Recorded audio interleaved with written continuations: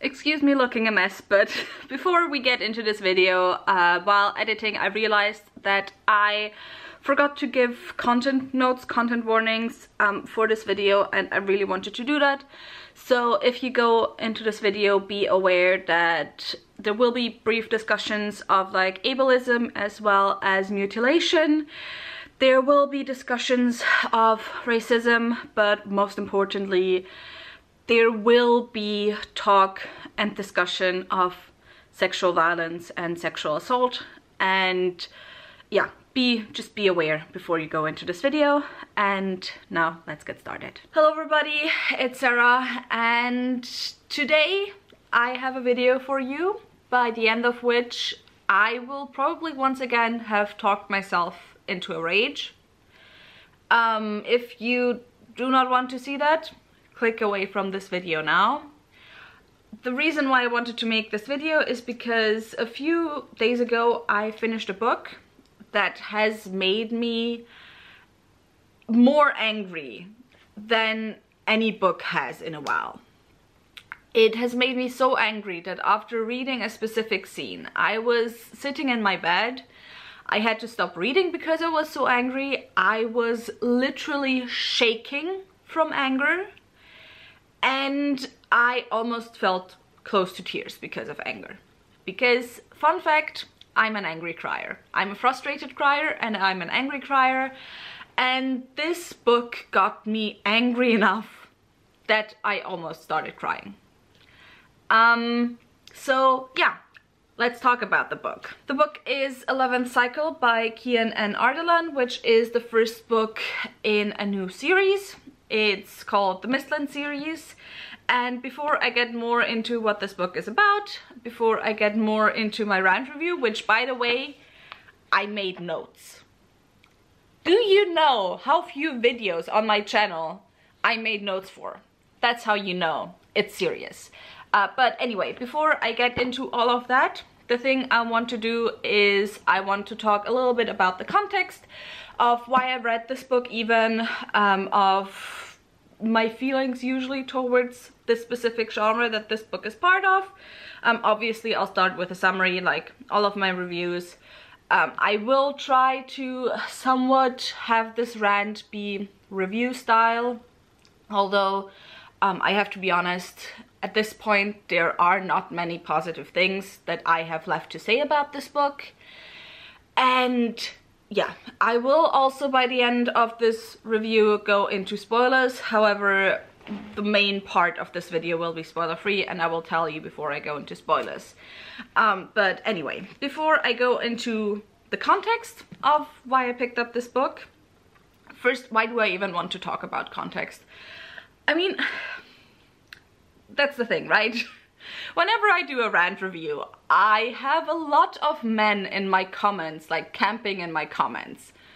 I still get men camping in my comments from my Shadow of the Gods rant review that I did almost 2 years ago.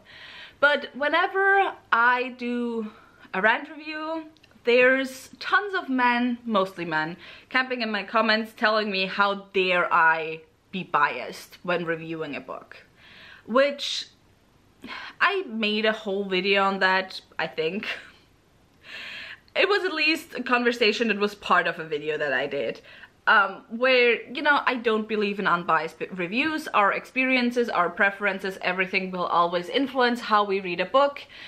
Even when you do not go into, you know, stuff that actually makes you angry, but just preference stuff. Do you like the writing style? Don't you like the writing style? And so some of the stuff that I will talk about in this review will be just purely due to preference of this book was not for me. However, other stuff and the reasons that this book made me angry, and the reason why I think this is a bad book, I think it's a horrible book, has very much to do with my experience as a woman and with my experience living as a woman. And it also has to do with my experience when I picked up this book, because to be honest, if I had just read this book without my prior experiences that I'm gonna talk about, I would just have been, you know, disappointed but not surprised. But there's very specific reasons why I thought this book would do better, and why this book disappointed me even more than other books. Anyway, let's first talk about what this book is about. This book is the first book in a series, as I said. It's grimdark, which isn't a genre I like, but I'll get to that later. It's a grimdark fantasy book, it's adult fantasy, and basically we follow 4 different characters living in this world, and within this world there's this kind of mist thing that's kind of along the corners of the world, and that's slowly swallowing up more and more. And you also have these godlike beings called the Elders that are kind of just worshipped. And so you're just following 4 different characters in this world, and a new cycle has started, which means there's the possibility that a being was born that can defeat the evil forever, and that means that, you know, the world will be saved. Something along those lines. I honestly do not care enough to give a proper synopsis of this book. So yeah, that's just it for a short summary of what this book is about. Now, as for my context, how I came to pick this book up. As I said, I do not like grimdark. I, in fact, hate and despise grimdark. Most of the books that sometimes or a lot of times are put into the grimdark genre that I love, like Joe Abercrombie's first Law series, like A Song of Ice and Fire, I can find very good arguments about why those books actually do not belong into grimdark and why those books actually aren't grimdark. Because grimdark, contrary to a lot of popular belief, isn't just, you know, grim and dark and you have morally gray main characters, sometimes even morally black main characters, but grimdark, the main attribute of grimdark is that it's just nihilistic hopelessness. Which I think this book fits into quite well, even though the author said he wants to also show the perseverance of characters. But anyway, it's very nihilistic, it's very hopeless, and so I don't like grimdark. In fact, I'm somewhat planning by the end of this month to film a video about why exactly I think grimdark is kind of useless as a genre and why it has nothing to bring to the table. Anyway, that's not what this video is about. So why did I still pick up a grimdark book? First of all, because as I said, a lot of books that I do enjoy get labeled as grimdark. So every now and again I do pick up a book labeled as grimdark and I see if I enjoy it or not, because I do quite enjoy darker fantasy books. Not always. I do love myself a little bit of hope and a little bit of levity, but every now and again I'm in the mood for a darker book. So that's one of the reasons why I picked this up. And the second reason why I picked this up, or why I picked this up more quickly actually than I would have picked it up otherwise, because this was on my anticipated releases list for the first half of 2023. Mostly because of the cover, to be honest. But another reason why I picked this up is because I found out that the author actually lives in Vienna. And the author also did a reading at like the one single sad, it's actually not sad, it's a wonderful bookstore. But the author did a reading at the one English bookstore that we have in Vienna. By the way, let me put this to the side for now. I'm gonna pick it up later again anyway, but it's a really heavy book. So the author did a reading, I went to the reading, and, you know, hearing the author talk about the book actually gave me a lot of hopes for the book. Because one of the things that annoy me the most about grimdark fantasy is the prevalence of violence against women and of sexual violence against women. And the author talked pretty long at the reading about how it was important to him that he did not have gratuitous sexual violence within the book. That there was scenes of sexual violence, however, that he had given the book to female friends. I don't remember if it was female beta readers or female friends. I think it was female friends. That he had given the book to female friends and all of them kind of like okayed the sexual violence in this book. So I was like, you know what? I'm not against sexual violence overall, but you know, let's see how it goes. I was genuinely hopeful. I was so genuinely hopeful after talking to the author about this book. And I was so genuinely hyped going into the book. But yeah, that hype was sorely disappointed. Yeah, I'll get to the rape. Let's not worry, I'll get to the rape. It's actually the last thing I have on my agenda for the spoiler-free part of this video. So yeah, anyway, I was really hopeful, I was really disappointed. However, I don't know yet, actually. To be honest, I don't know yet. I will not sugarcoat things. I will not sugarcoat my feelings on this book. To be honest, even before it came to the scene that made me so angry, there were some issues I had with the book, but a lot of the issues I had were kind of like, maybe this just isn't the book for me type issues. Some of those issues still are that way. I probably would have kept this review a lot more positive if the thing hadn't happened, but you know, just sometimes things happen in books, and after that, things that you might have given a side eye to before, but you know, I wouldn't have left them uncommented in a review, to be honest, because if I have an issue with a book, I say that. But you know, let's just say I won't sugarcoat anything now, and my tolerance for a lot of the things that just kind of bothered me a little bit before the scene just, you know, sunk like this. So yeah, we'll see how nice I can keep this review, or how calm I can keep this review, because, and it's still like that. It's still, when I think back to it, the author seemed like a really genuine person. And I think the things that I'm going to have to say, he really did not want those things to be in the book, but you know, they're there, so let's talk about it. And let's start with the first thing that I had an issue with, because my reading did not start in the best way, I gotta be honest. And that is because of the foreword. Not even starting with the contents of the story itself, but the foreword, and I'll just read you some of the foreword. The first thing is, the author did think of, you know, providing content notes, which, you know, is a good start.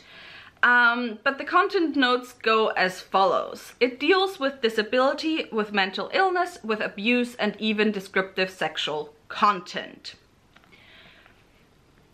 First of all, putting disability as a content note is kind of, yeah, maybe not the best phrasing. I think on Goodreads it doesn't say it deals with disability, but it deals with realistic depiction of disability. I probably would have phrased it more like it deals with the darker sides of disability, because, you know, depending on the disability, there's like more or less lighter sides.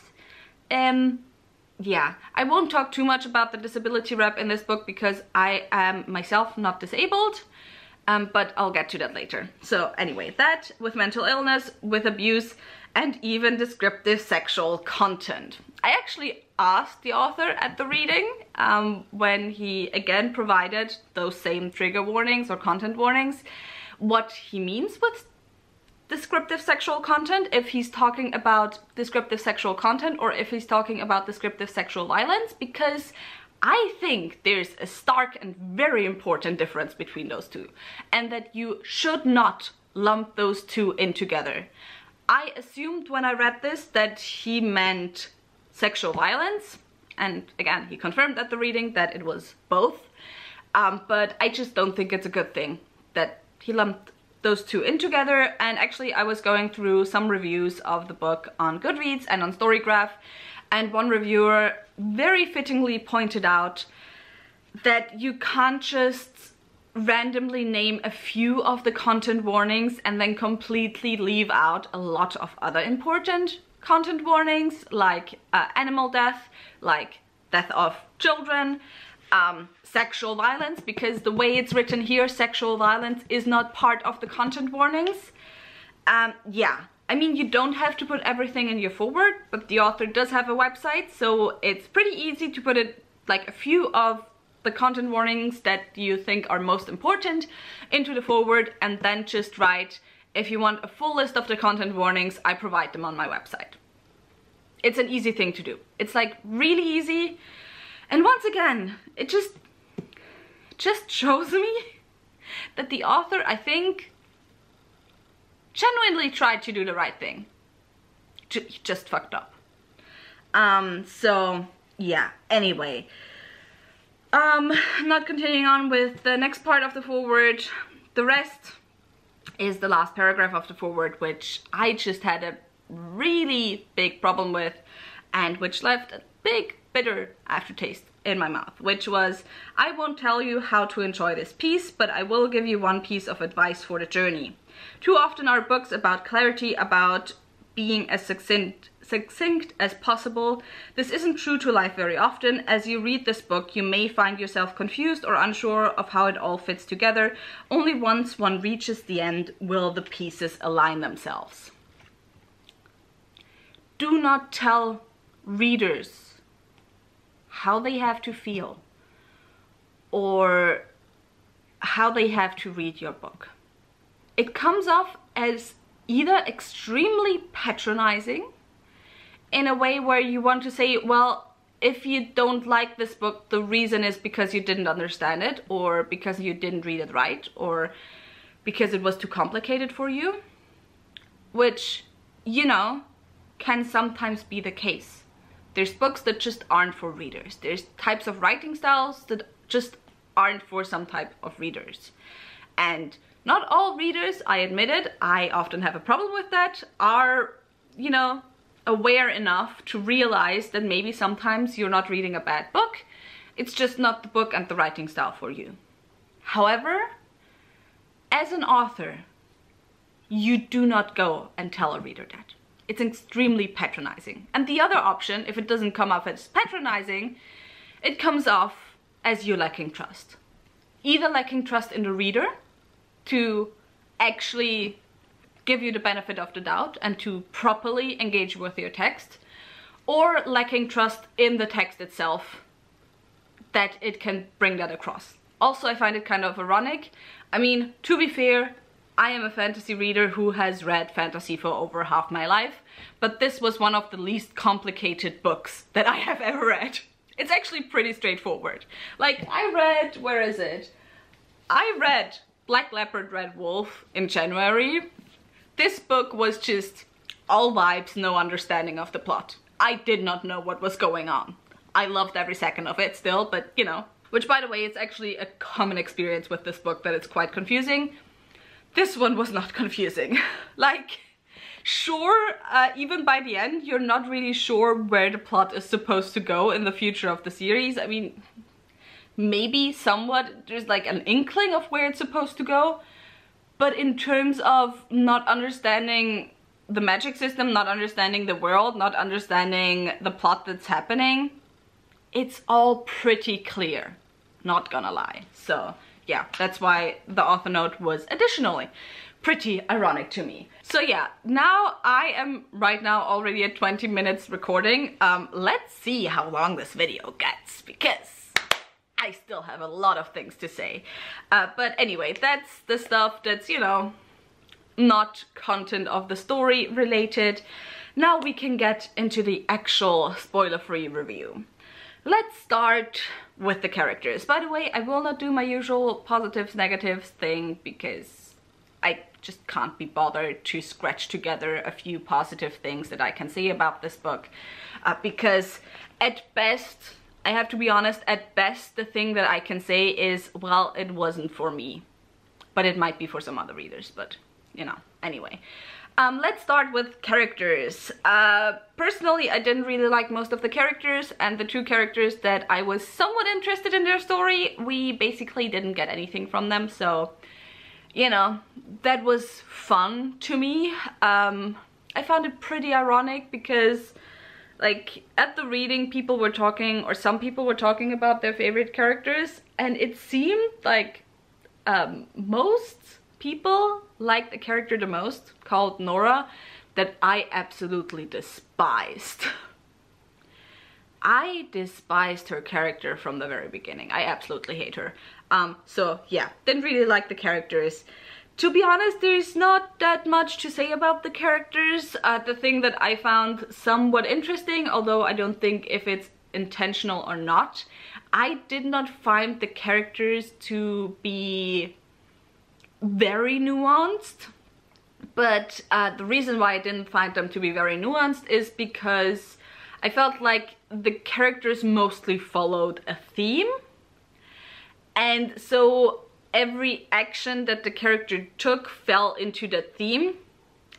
And so there really wasn't any surprise to the characters' actions. But not in a way where I would say their motivations were clear. I mean, their motivations were clear. But you know, sometimes you have very nuanced characters whose motivations are clear. And so because of that, their, you know, actions make sense within text when they do certain things. With this one, I wouldn't necessarily say, I mean, their actions obviously did make sense, but I would put it more like their actions just, you know, led to a theme and their actions weren't surprising because of that. So yeah, I think it's a valid way to write characters. I actually have a lot of books where I really love it, that the characters aren't too nuanced. I am a big fan if authors work with archetypes, with character archetypes and so on. Obviously, because I do love myself a modern fairy tale, which, you know, that happens a lot in modern fairy tales. Yeah, I can't really say if I was a fan of it here or not, because I just did not care about the characters, so yeah. Just wanted to have that said, that that's what's happening. Then the writing. I, at the beginning of the story, found the writing very interesting. The authorial voice definitely is very strong in this book, which generally speaking I think is a pretty good thing. I also had this really weird experience where when I was reading it, like, the author is an English speaker, so his first language is not German, even though he lives in Austria. Not to say that, you know, automatically if you live in Austria your first language is German, but you know, stereotypes, I guess. But anyway, the author's first language is English, and he obviously also writes in English. However, I found it very interesting because the writing very much reminded me of German. Like, it reminded me of German writing and of German fantasy writing, the way words were used, mostly just, I don't know, I can't really explain it, to be honest, but yeah. However, and I don't remember if I mentioned that yet, while I did find the author's writing style very interesting and very distinct, like the first third of the book, I did find that it became kind of tedious as time went on. Other things about writing, I think this would have benefited from another round of correcting, because there were quite a few typos and quite a few grammatical errors. There were some grammatical errors where I think they were on purpose. Quite a few others where I'm not quite sure if they were on purpose or not, just like missing words and stuff. It was really weird. So yeah, that just kind of took me out a little bit. Also the use of some words, and that's a personal thing. I absolutely accept that. That's a personal thing, and maybe I want to make a video on that in the future as well. Which words we are allowed to use in a fantastical world. Because the author, for example, used the word Herculean. And for me, that just immediately pulled me out for some reason, because the word Herculean obviously comes from the myth of Hercules or Heracles, depending if you go with the Greek or the Roman version. And that is obviously a European myth, or, well, a Greek myth, Roman myth, whatever. It's a myth from our world. So why would a character use the word Herculean? It just didn't make sense to me. Same, the other thing that, and that's just a pet peeve, again, that's nothing where I would blame the author. I just want to have that mentioned because, you know, it was something that bothered me. The other thing was the use of church. And I think that might have been on purpose, but, you know, I'm just so used, if I'm talking about a place of worship that is not, you know, tethered to a specific religion, and that specific religion being Christianity, then I would talk about a temple, personally. That's for me a place of worship of unspecified origin. Obviously, you then also have some fantasy authors who choose their own names for places of worship and so on, but mostly I think you'd actually get temple used. But church is the place of worship in Christianity. And so once again, that was just such an our world term that it sometimes pulled me out. Although I think that one might have been on purpose, because whenever a church was mentioned that had to do with a very specific religious cult, that was very reminiscent of fanatical Christian cults. So yeah, anyway, some words just wasn't a fan of. The last thing in terms of the writing is, actually probably if I had known that before going to the reading, I wouldn't have gone to the reading and I wouldn't have picked up the book, because this book is written, like, it has 5 perspectives. One of those perspectives is more like an interlude and is written in 3rd-person perspective. The other 4 are 1st-person perspectives. And y'all know how much I hate 2 1st-person perspectives. Imagine having to deal with 4.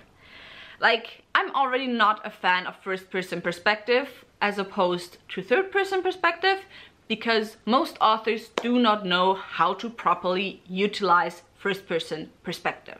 See, when you read a book, there is always at least an implied narrator. Sometimes you have a framing device where the narration is put on a specific person. That same thing also happens with 1st-person narration. However, it kind of just, you know, lowers the tolerance in terms of suspension of disbelief when you have 4 different people narrating a book at you and yet no framing device that explains why 4 different people are narrating a book at you. Like, I get it. For some reason, a lot of authors love 1st-person narration. It just seems like it's the easiest thing to write. However, it's the hardest one of the narrations to get right. Let me tell you that. Like, I don't know how few books I have that actually get 1st-person narration right and where I like 1st-person narration. And usually, the books where I like 1st-person narration, where, for example, in, where is it? The Ruin of Kings. This one has multiple POVs as well, but only in each book I think you get a maximum of 1 POV that's actually 1st-person narration. Usually it's the main character Kieran who narrates in 1st-person at you. And the reason why I like 1st-person narration here is because Kieran is given a very distinct voice, first of all, and second of all, the framing device explains why it is done in 1st-person narration. A lot of other times when I like 1st-person narration, I like it also because the narrator is more aware and kind of, you know, actually, where is it? Where do I have it? So I can't reach it right now, but up there, Kaikei, if I remember correctly, was also 1st-person narration. But the thing Kaikei did, for example, is it kind of looked ahead, because obviously the main character is narrating from the future and the main character already knows everything that's gonna happen in the rest of the book. And so she kind of sometimes teases what's gonna happen. Are things gonna end good? Aren't they gonna end that well? And so on. So, like, unless you do something with 1st-person narration, just don't bother with it. And the other thing, the other problem I have with especially multiple 1st-person narrations is that, like, there's a handful of authors who have the ability to make all the voices distinct in their 1st-person narration.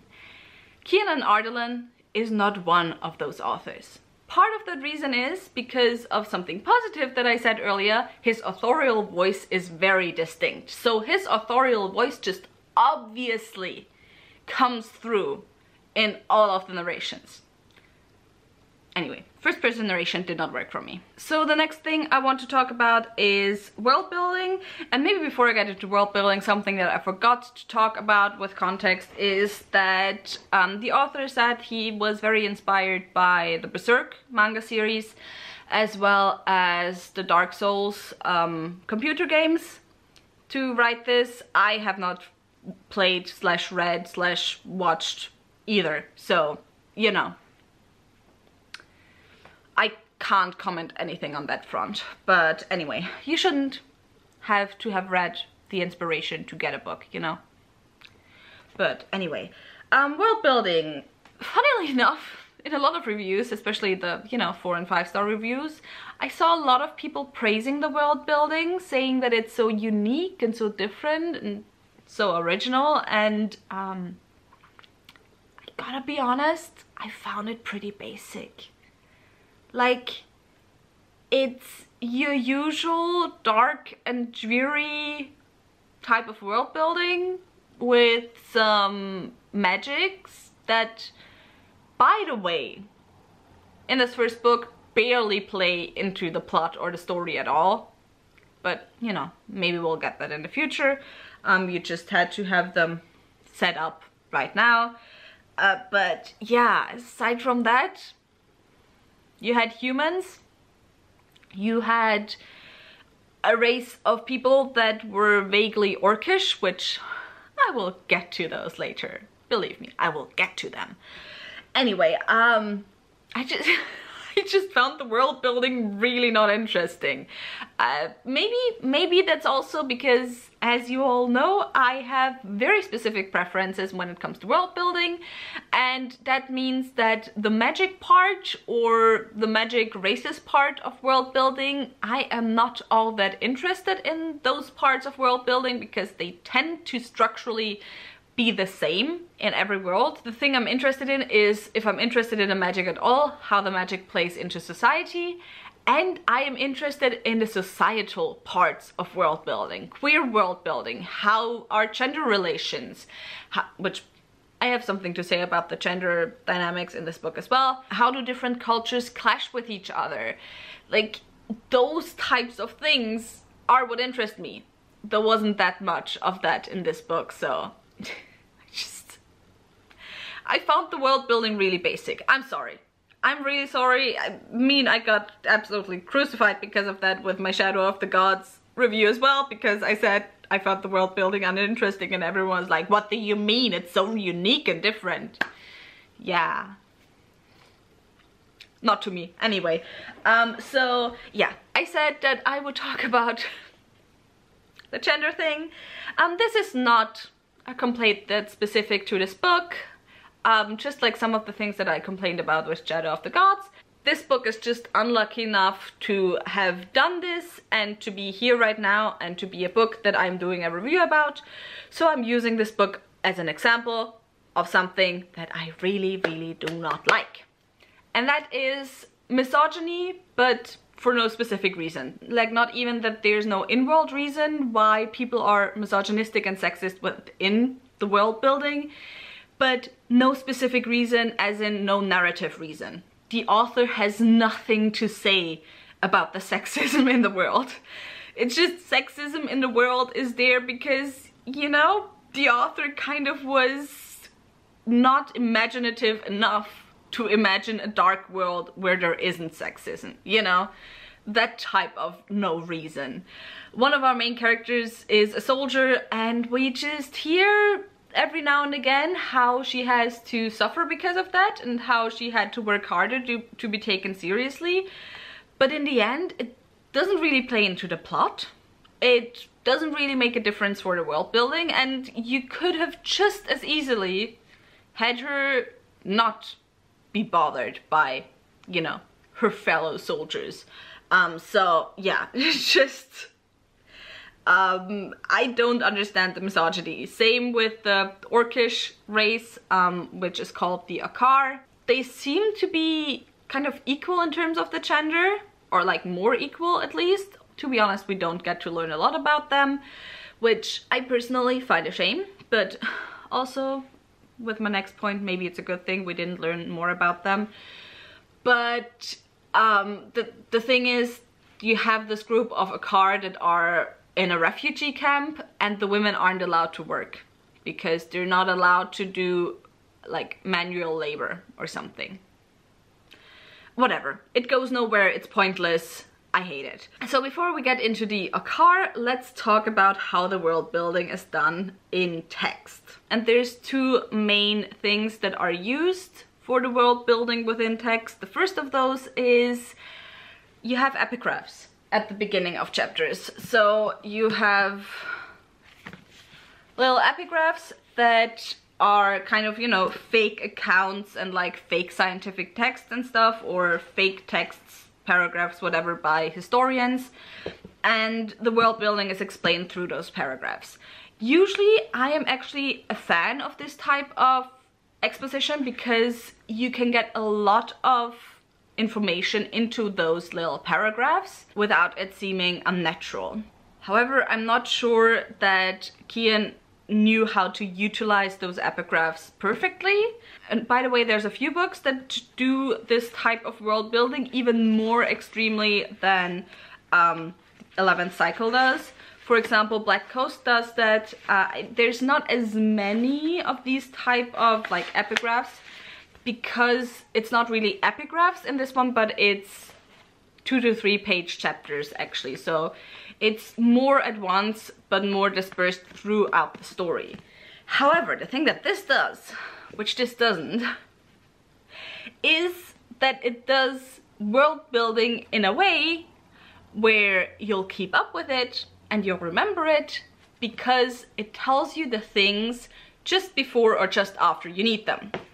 In this one, the epigraphs, or the information that we are given in the epigraphs, a lot of times didn't have anything to do with what was happening in the story. We did not need this information right at this point, which means that as a reader, you don't retain it because your brain is like, this doesn't matter, just throw it to the side. Unless you're a very, very close reader, obviously, who just really, really pays close attention to every detail of world building, which obviously some readers are, but you know, the general reader, not necessarily. And it just felt like the author wanted to add those paragraphs to add things or details about world building that he just found cool, that he thought up in, you know, his world building process, and he just wanted to add them because they didn't fit anywhere else in the book. So yeah, that was the first part about the world building. Great idea. Execution was a bit messy in my opinion. By the way, I'm just stacking all the books here that did things better than this book. Anyway, I just love comparing books when I do reviews. And then the other thing was that especially at the beginning of the story, we get a lot of exposition dumps. Like, it feels like the author forces the characters into situations where one of the characters has to exposition dump a lot to one of the other characters, which I don't mind exposition dumps. I have said that in plenty of positive reviews that I do not mind exposition dumps at all. I read fantasy. Exposition dumps are a part of fantasy. You need them. You need them to understand the world. There are types of fantasy where, you know, the author purposefully only gives you a minimum of information. What's it called? The Unkindness of Ghosts does that, for example. You do not get a lot of world building in that one. Well, I wouldn't say you don't get a lot of world building in that one, but you don't get a lot of exposition, and a lot of what you learn about the world is purely from context alone. But generally speaking, especially when you go into high fantasy, when you go into epic fantasy, you have a lot of exposition. You need that, as I said. And also, I'm not opposed to authors using more knowing characters to exposition dump to less knowing characters. However, those situations need to feel natural. A lot of times within this book, those situations did not feel natural. They felt very, very forced. Like, you know, the little brother asking what is happening right now in the first chapter, just so the father can exposition dump what is happening right now. And it just, technically, it's a natural situation, but also as a reader you're just so aware what is happening right now and why this father is telling this to the son right now, and he's not actually telling it to the son, he's telling it to you as a reader. And for me personally, that just pulls me out of the story extremely. So yeah, the exposition was often quite awkward and not the best done in this book. So then the last thing about the world building is the Akar. I have a lot of problems with the Akar. Like, so many problems with the Akar. The way the Akar are described is they are the people within the book that are, I'm not gonna say physically because as I said they are an orc type race, but they are culturally the most obvious non-European cultures. They are described as very big, as having tattoos, a lot of tattoos, as having a lot of, actually I don't know if they have a lot of piercings, but you know, some of the piercings that are described are, I don't remember if it was nose rings, but definitely like this not stick, but English is hard right now.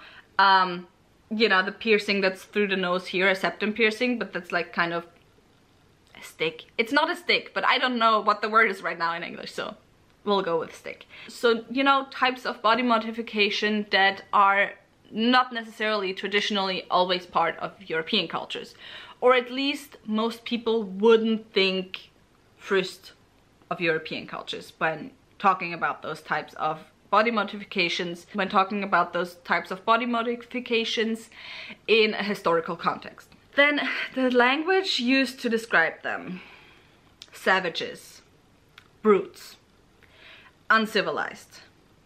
Just a lot of language that I am very familiar with from reading colonial texts talking about specific cultures.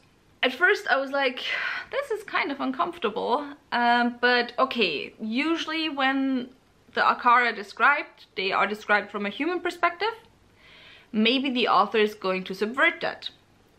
We have one character that we follow who is an Akar. He lives in a refugee camp because historical reasons, like there's a war going on between the Akar and the humans. Like, the things happening there, I also have issues with that, but I can't go into it because of spoilers. Maybe I'll go into it in the spoiler, not spoiler-free section, in the spoilery section.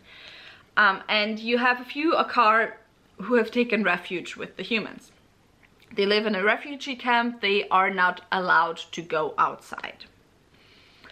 They are forced to do labor for the humans, and so on. There's then also other problematic things happening. And I was like, you know what? We have at least one Akar character. Maybe there's gonna be a subversion. And I was like, you know what? We have one Akar character. The problematic type descriptors for the Akar mostly comes from humans. Maybe there's gonna be a subversion of tropes. Well, I should have trusted my gut feeling. I'm just gonna read you 2 passages. It can't be that bad, I asked with a chuckle. Though I agreed that it left a bad taste in my mouth to be told that our mortal enemies were to be worshipped. The elders were the only reason my people waged war at all. Of course you don't think so. We are warriors, Chroma, not human pets taught how to cook, Kolotha said. It isn't all bad. At least we get to be educated, to read, to write. Anyway, moving a bit down further, the paragraph. What Kolotha simply means is that all these changes are too sudden. Where will it end? Trem said, siding with Kolotha. I felt ambushed. Are you suggesting that I am one of them because I like to learn? Or because they provided us with food and medicine and teaching? That's it for the first scene. Let's go on to the second quote. What do you think? I asked. She shrugged. Making us learn to sew and cook and mend rather than fight is humiliating. But it is also true that our settlement has prospered more than ever before. I mean, look at us. We are sitting casually outside with no fear of being beheaded. It may only be a few steps away from the walls, but it makes a world of difference. So, if you did not get what bothered me so much about those two sequences and those quotes, you have this race of people that is very obviously non-European coded. You have mostly very, very racist language used to describe them. And then you have them themselves mention how great it is that humans teach them to cook, they teach them to sew, they teach them to read and to write. They become educated because of humans. This is not subverted in the book, by the way. So, yeah. Anyway, that's all I have to say about that.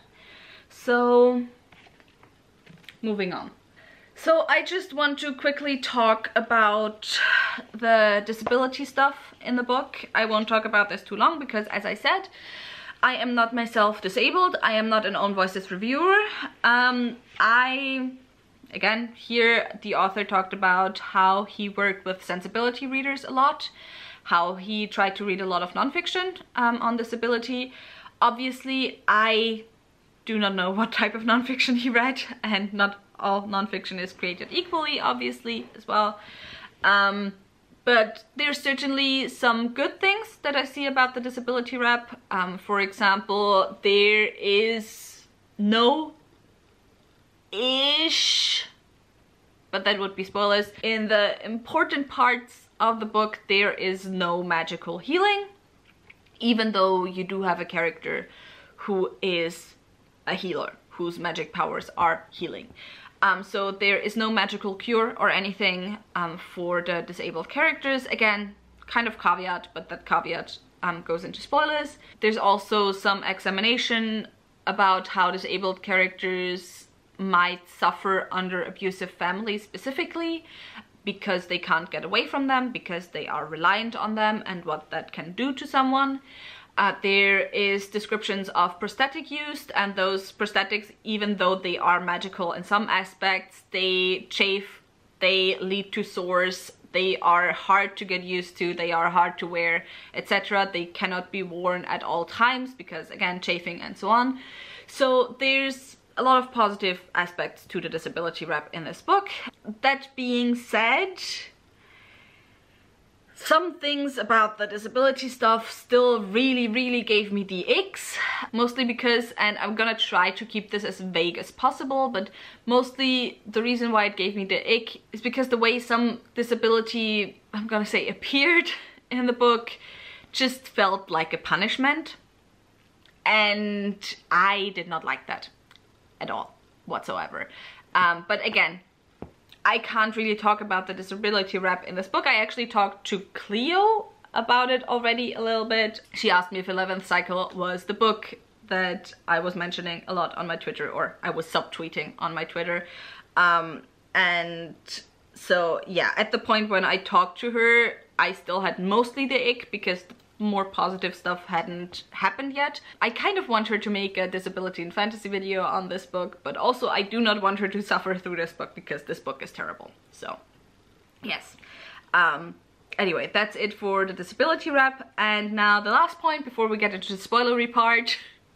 I think I've been filming for over an hour now already, but the last thing is the plot. Honestly, as I said at the beginning, when I said the book isn't very complicated, the plot is pretty straightforward. My phone just almost fell down. The plot is pretty straightforward. It's pretty basic. It's not overly connected between the different characters. Yeah, it's just whatever. It didn't really have me that engaged, to be honest. Aside from the plot in general, there were some plot lines that just kind of went weirdly nowhere. Like, there was one character who was masturbating and she was watched while masturbating, and it was a thing for a few chapters with her that, like, she tried to find out who had watched her, and then she finds out that character is mentioned for the first time in the chapter, and after that is mentioned never again. It literally was absolutely pointless. It was a pointless plot line. Then aside from that, and funnily enough, this isn't just about me being negative about this book, but it's in general just even 4-star reviews were like, yeah, maybe the author should stop doing that. The sex scenes, or the more graphic sexual scenes, there's like, aside from that scene, 4 in total, 2 masturbation scenes, 2 sex-ish scenes. And the thing about it is, first of all, the author is really bad at writing sex scenes. And not saying I'm the biggest connoisseur of smut, but I did read my share of smut, especially when I was a teenager. It's been a while since I read books that were very smutty, but anyway, I've read my share of smut. This book belongs at the very bottom of the list, like at the very, very bottom. Aside from that, it's just, there were 2 female masturbation scenes, and they were written so male gazy and voyeuristic, and I hate, like, they gave me goosebumps. And also the way they were utilized was so weird, because like they were utilized as a signifier of the female characters taking their lives back, which I think to a certain degree some authors can do, and some authors manage that kind of well, like using sexual pleasure as signifying that you're taking your life back. Juniper and Thorn does that, by the way, and does it beautifully, but it's like there is a masturbation scene at the very beginning of the story, but that's not, you know, the signifying scene. The signifying scene is actually a sex scene between the main character and the love interest. Anyway, Juniper and Thorn does that. This book doesn't do it very well. Also, just because with one character it was just really bad and really horrible. Maybe the author didn't think about where he put those scenes, but every single time one of the characters had sexual pleasure or took pleasure through sexual activities, it was directly before something absolutely horrible happened to her, which kind of made it feel like she was punished, which, yeah, not a fan of that. But yeah, mostly I just wasn't a fan of the masturbation scenes because they felt just so oddly voyeuristic. Also with one of the characters, she's talking about how the last time she masturbated was before something, no spoilers, which was years ago, which was like the time we meet her, she's 14. Why, especially as a male author, do you have, like, not to say that teenagers and girls even as young as 14 don't also sometimes masturbate? We all discover our bodies at a different rate and at a different time. But why, as an adult male author, do you feel the need to put that in your book? And to mention how she was discovered by her brother, like, why? Just question marks all over my head. Anyway, it was voyeuristic, it sucked. So, editing Sarah, back for a short quick comment. I actually don't know where I'm gonna put this in the video exactly, because I don't know where it fits the best. But one more thing that I wanted to mention is that there were a couple of times in the video where women's bodies were just described in a really uncomfortable way. And the one moment that comes to the top of my mind first is that there was a moment when a woman has literally just gone through the worst thing that has happened to her in her life, and basically her body is described from the outside by other people, and obviously this woman is lying there completely mutilated, but obviously we got to mention how her boobs look, because after all, what is the most important part of a woman's body, if not her boobs? Absolutely was not necessary to mention that, but yeah, that's just an example, once again, how women's bodies are treated and seen in so many fantasy books. So yeah, now going back to whatever I was talking about. But now we're at the point that made me angry. We're at the point that made me angry. I won't talk too much about it in this spoiler-free section because, to be honest, I just want to talk about it in spoilers. But remember when the author talked to me about how it was so important to him to not have gratuitous sexual violence in his book? Because, you know, he's aware that that's a big problem in fantasy books written by male authors, and especially in grimdark. Well, gratuitous, the definition is done without good reason or uncalled for. I do not care how many female readers you gave this book to who said, no, it's hard to read, but it's necessary. The sexual violence scene, the rape scene in this book was not necessary, not a little bit. First of all, the scene was specifically just used to push a character who was already at rock bottom down even further. The character already was at rock bottom. You didn't need it. The scene was not plot relevant in the least. Not even a little bit. The plot would not have changed at all if this scene had not existed. And the one unimportant scene that would have had to be deleted if the sexual assault, if the rape had not existed, you could have found another reason for that scene. Easily. The rape scene also was not character relevant. Not a little bit. The character was absolutely the same afterwards as she was beforehand. Maybe a little bit more angry. But the trauma that that scene must have caused that character was not explored whatsoever. Not that the exploration of drama would have made the scene less gratuitous for me, but you know, it would have been at least something.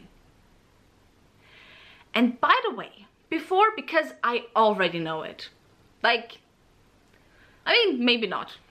Sometimes the videos that I expect not to blow up, blow up.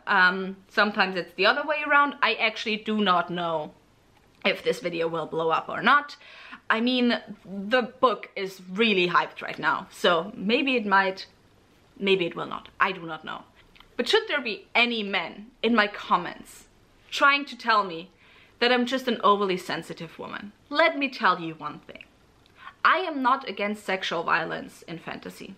I am not against sexual violence in books. I have read a lot of books with sexual violence. Plenty of my favorite books have sexual violence. I mentioned Juniper and Thorn over there. It was one of my favorite books of 2022. It has sexual violence in it. The Black Jewel series by Anne Bishop, which was my favorite series of all time from, I don't know, when I was 12 years old. All characters in that series are survivors of sexual violence. So, no, I am not overly sensitive when it comes to sexual violence. What I'm overly sensitive about is sexual violence simply used to show how dark something is. Is sexual violence that is simply used as a plot device without considering how it plays into the story, and if it is even necessary. And if there's even an inkling of a doubt, if your sexual violence scene is necessary, take it out. Just take it out and delete it. And by the way, I am so desensitized when it comes to sexual violence in a book. Like, this is one of the worst sexual violence scenes that I have ever read, but not because of how it was written and because it was so hard to read for me. I mean, I've heard that a lot of people had to stop after the scene, had to take a break. I also did, but just because I was angry, not because of how hard the sexual violence scene was to read, because in terms of how hard the scene was to read and how hard the scene itself hit, it's not even in my top 10. It's nowhere close to the top. Most sexual violence scenes, fun fact, that are the hardest to read for me They are not graphic. They are not over the top the way this one is. Most of them just take place in the character's head. So no, I am not bashing the sexual violence scene because I'm an overly sensitive female reader. I'm an overly sensitive woman or whatever. I am bashing the sexual violence scene because I am tired. I am fucking tired of women being treated in a way in fantasy, especially grimdark fantasy, in a way in which men would never be treated in fantasy. At this point, you know what? At this point, I will stop advocating for women in fantasy to be treated the same way that men in fantasy are. At this point, I'm gonna start advocating for at least a time for men in fantasy to be treated the way that women in fantasy are. And let's see how much you enjoy it then. Let's see how much you enjoy reading this bullshit then. And I cannot tell you that is why I went into this book with hype. That is why, even though knowing there would be sexual violence in this book, I was like, well, the author seemed so genuine. He even gave the book to his female readers. You know, because it was so important to him to not have gratuitous sexual violence. Well, to have gratuitous sexual violence, you don't have to be a Game of Thrones where a woman is sexually assaulted, harassed, or whatever every 50 pages.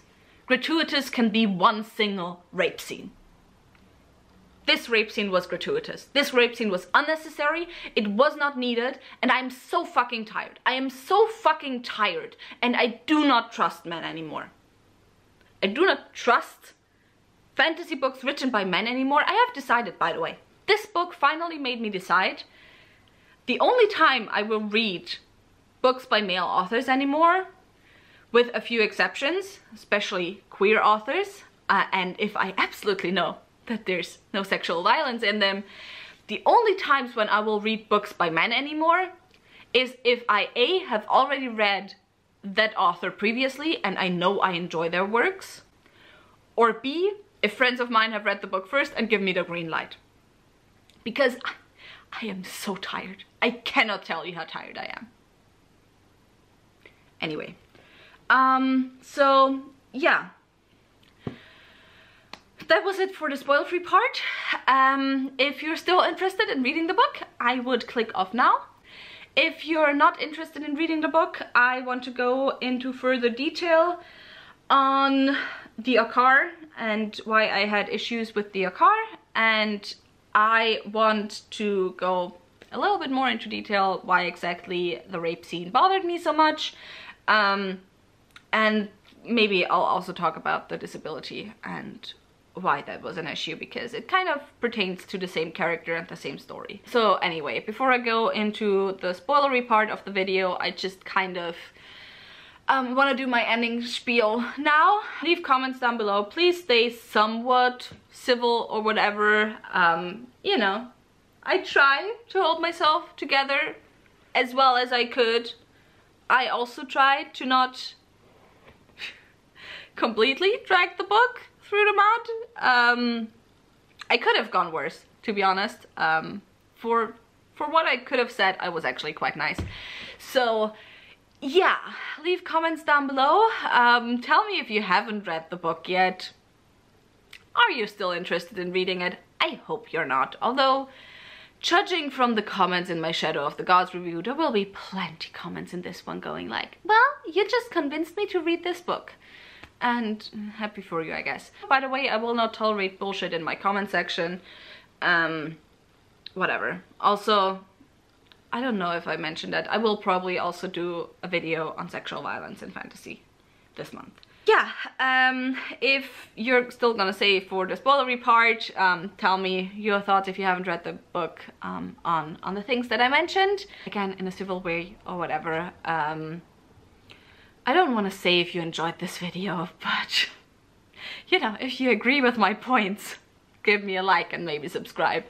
And yeah, all the links to my social media, also to my book club, are linked down below, so go and check those out. And now let's move on to the spoilery part. So let's get started with the Akar. The thing, I was so close to hoping that maybe at least the Akar storyline would go a direction that I would somewhat be okay with by the end. But then Chroma just had to go and fight for the humans. Yay! Lovely!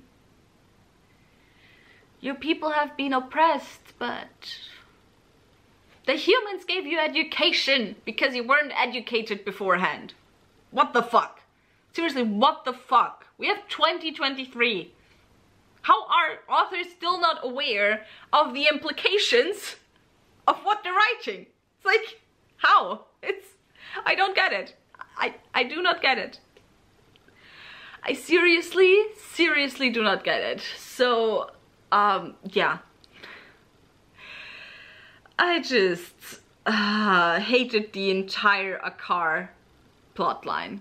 I was rooting for Chroma. I was rooting for Chroma to kill Nora. That would have been...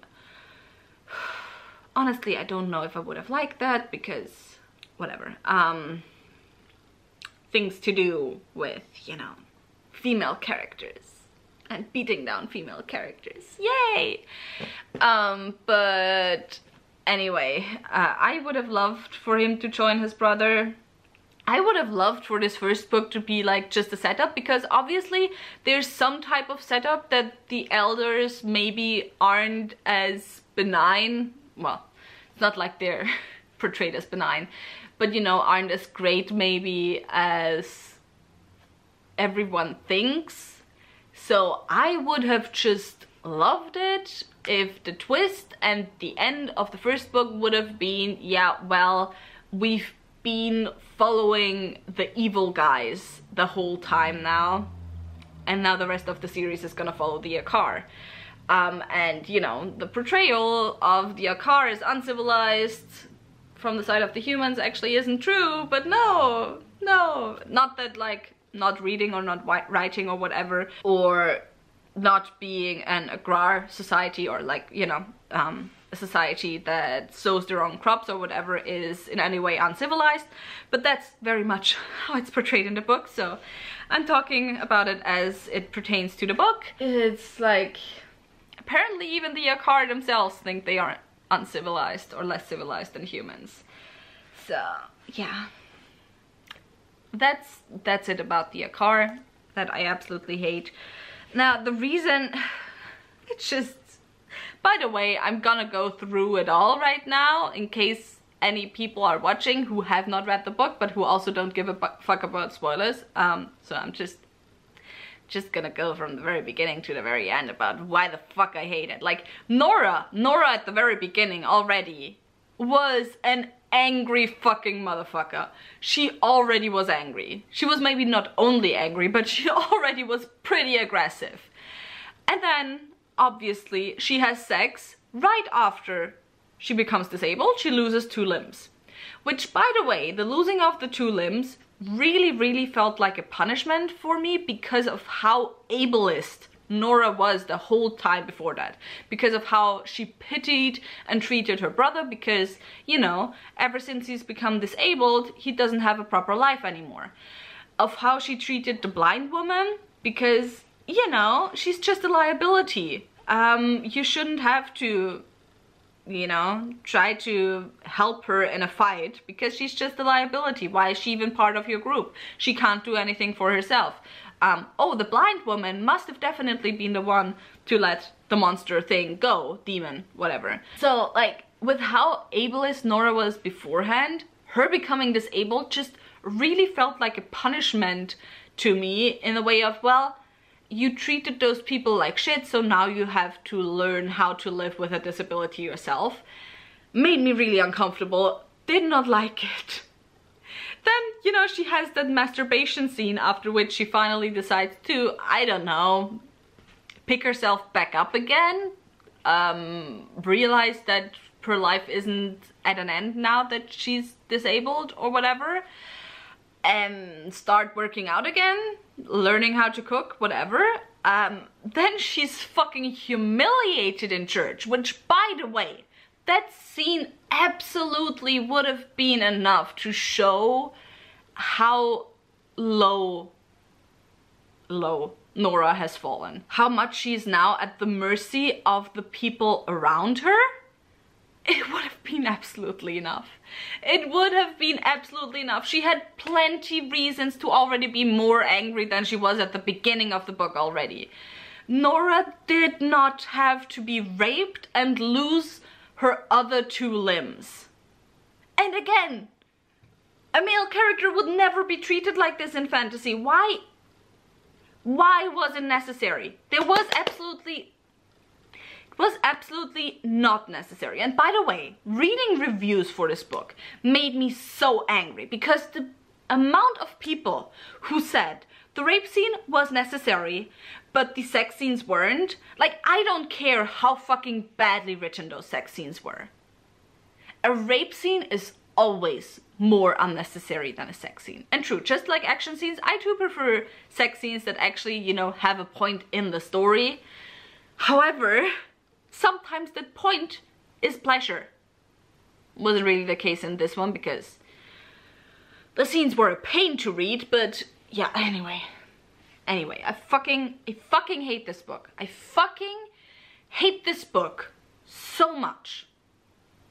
And I fucking hate it even more because, again, I feel somewhat bad about it because the author does seem really genuine. That's why you don't go meet authors. Children, listen to me, don't go meet authors. But anyway, that's it for this video. I'm tired. This video is already like, I don't know, I think probably like 50 minutes long, an hour. I've turned on the camera like 3 or 4 times in this time, so it's plenty long. So yeah, because I already had my ending of the video spiel thing, I'm just gonna say bye because I'm emotionally drained and exhausted and I do not wanna do things anymore. I just wanna go to sleep, to be honest. So bye.